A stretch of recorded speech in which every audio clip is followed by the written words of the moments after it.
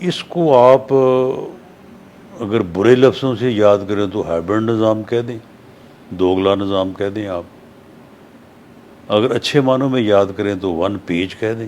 Coalition government کا تجربہ جو ہے وہ جو میاں شہباز شریف تو سمجھ لو انہوں نے تو پی ایچ ڈی کی ہوئی ہے۔ سیاسی جماعت جو ہے وہ کوئی رجمنٹل ڈسپلن تو نہیں اس میں ہوتا، چھوٹی موٹی باتیں ہو جاتی ہیں۔ ملک کا قائد ایوان جو کہ وزیر اعظم ہوتا ہے وہ 4 سال حکومت کرے اور لیڈر آف دی اپوزیشن سے ایک بار بھی بات ہی نہ کرے، فون بھی نہ کرے، ہاتھ بھی نہ ملائے، کسی بھی جلوس کو روکنے کی حکمت عملی اور اسٹریٹجی ہے، اس میں تھوڑا جھول ہوا جو وہ 24 نومبر کو آن پہنچے ڈی چوک تک۔ جلسوں سے سیاسی تقویت نہیں ملتی، وہ ملک میں انارکی چاہتے ہیں، وہ ملک میں فساد چاہتے ہیں، وہ سیاست نہیں کر رہے، وہ جمہوری رویہ بھی نہیں اپنا رہے۔ جمہوریت جو ہے وہ ڈائلاگ سے آگے بڑھتی ہے نہ کہ ڈیڈ لاک سے۔ تو اس طرح سے کبھی جمہوریت چل سکتی ہے؟ ان کا یہ رویہ جو ہے وہ جمہوریت کے خلاف ہے، سیاست کے خلاف ہے، اور وہ رویہ جو وہ اپنائے ہوئے ہیں جو 24 اور 26 نومبر کو جو اسلام آباد آ کے کرنا چاہتے تھے، وہ فساد کو، انارکی کو اور فتنے کو جنم دیتا ہے۔ جلسہ جو وہ کرنے جا رہے ہیں وہ جلسہ بڑا ہو جائے چھوٹا ہو جائے اس سے کوئی فرق نہیں پڑے گا، وہاں پہ ان کی حکومت ہے۔ ایک 25 فروری کا بڑا معروف احتجاج ہوا تھا جب آپ وزیر داخلہ تھے، اور اس کے بعد بھی تحریک انصاف نے کم از کم 4-5 دفعہ احتجاج کیا یا احتجاج کی کوشش کی اور اسلام آباد بھی پہنچے، رکاوٹوں کے باوجود بھی اسلام آباد پہنچے۔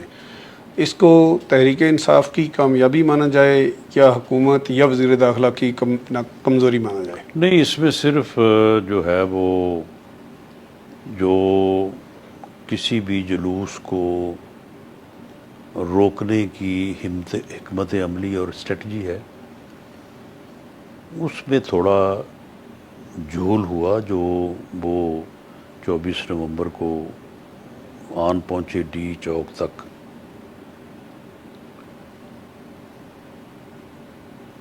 ورنہ ان کو اٹک برج پہ روکنا کوئی اتنا مشکل نہیں ہے۔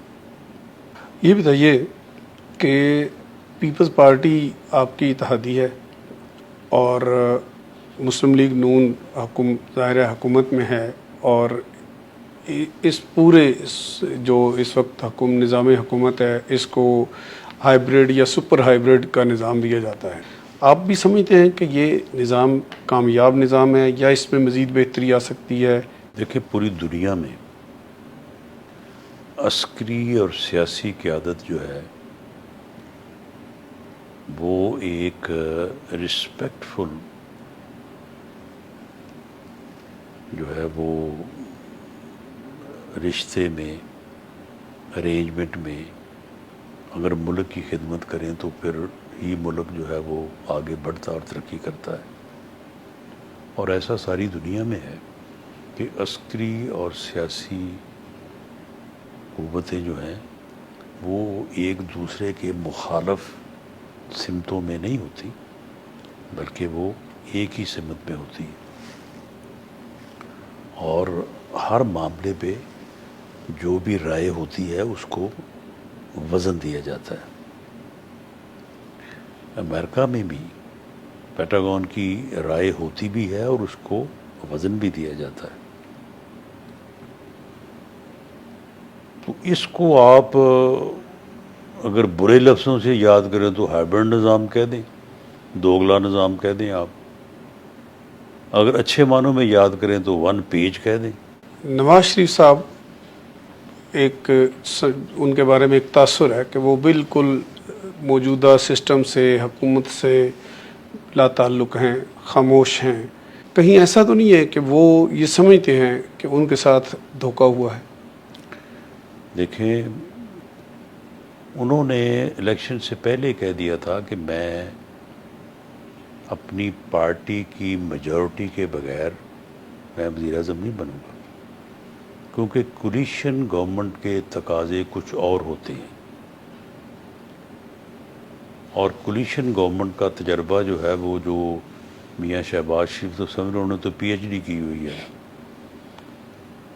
تو جب پی ایم ایل این کی اکثریت نہ ہو سکی اور کولیشن گورنمنٹ کا سوال آیا تو یہ فیصلہ میاں نواز شریف صاحب نے خود کیا۔ اس وقت پنجاب گورنمنٹ اور فیڈرل گورنمنٹ کے تمام بنیادی نوعیت کے فیصلے، یہ ڈے ٹو ڈے کی میں بات نہیں کر رہا، ایسا ہو بھی نہیں سکتا، بنیادی اہمیت کے فیصلے جو ہے وہ میاں نواز شریف کی اپروول کے بغیر نہیں ہو سکتے۔